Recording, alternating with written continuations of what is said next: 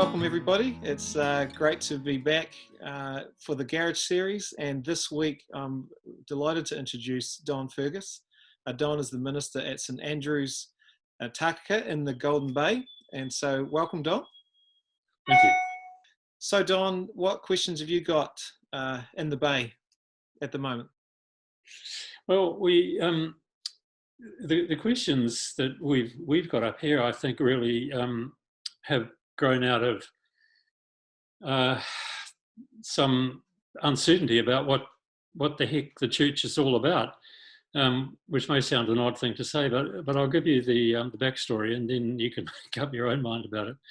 On the last Sunday before we stopped meeting together in the church at Takaka, the people who were at worship on that particular Sunday asked for they called it a pastoral care chain, a bit like a prayer chain, I think, to be set up. So I duly went about the business of setting up 3 or 4 of these things so that we were all completed before lunchtime on the average day. And we set it up for 3 days a week. And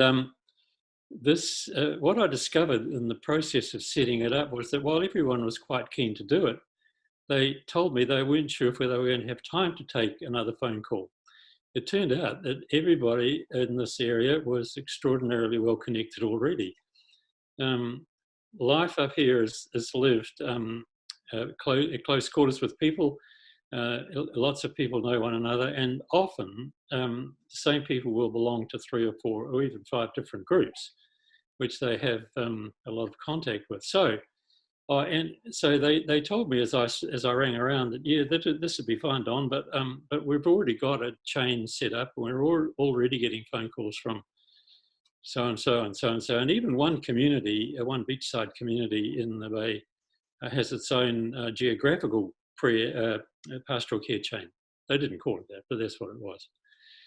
And so here we were as a church doing what seemed to be a logical extension of what I think would normally be called pastoral care. And yet everybody else was doing the same thing. And so I was left, and a few others were left wondering, what did we have to offer that was actually unique? Which begged the bigger question of what the heck is the church all about, and what are we doing for the next 4 weeks when everyone else seems to be doing the same thing? So that question got aired quite a bit, and we've talked about that. No one quite seems to know what the answer is. And the question about the uniqueness of the church is a question that I think is actually one of the big ones of this day and age that we live in. What do we have to offer? What do we do? Who are we? And what do we talk about that's actually different from what a lot of other groups in the community are talking about? May seem a dopey question, but I think it goes to the heart of something that's quite important. So, yeah. Not a dopey question at all. I think it's a great question.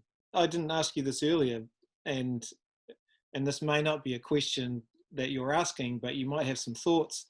I love listening to you talking about Dietrich Bonhoeffer, whom you've spent a bit of time getting to know. What would he say to us? Thinking life together maybe, or what? He's always challenging. So what would he say to us during lockdown and coming out of levels? That's a really good question. I mean, if I was to be bold and brave, I think he'd probably say the buildings that you meet in actually aren't particularly relevant anymore.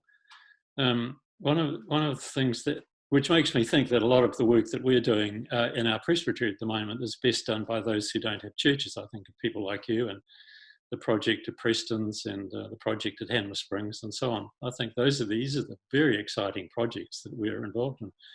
But Bonhoeffer really started to blossom when he didn't have access to his church buildings.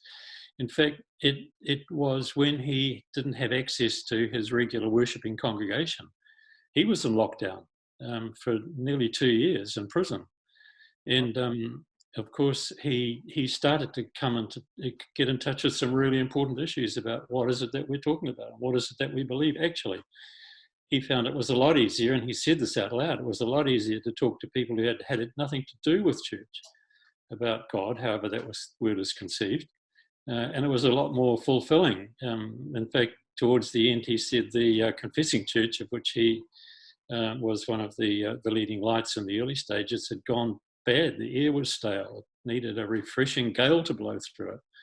And so I think we might be talking about the same thing in our day and age, because the easiest thing in the whole wide world would be for us to go back to doing things exactly the way we were doing them. And I don't think that's going to be a very good idea at all. Yeah. There was one little phrase that sticks with me forever about Bonhoeffer, and it wasn't spoken by him, but it was a phrase that was used by one of his commentators, a Frenchman by the name of André Dumas, who said in a pithy sort of way that the church is that space where the world is formed in Christ and where Christ is formed in the world. Now, if you unpack that carefully and think about it thoughtfully and prayerfully, it becomes a really, really useful mantra. The church is the place where the world is formed in Christ and where Christ is formed in the world. Wow. And I think if we actually, if that's all we were as church, we would be doing an amazingly useful, we'd be engaged in an amazingly useful project. Wow. Yeah.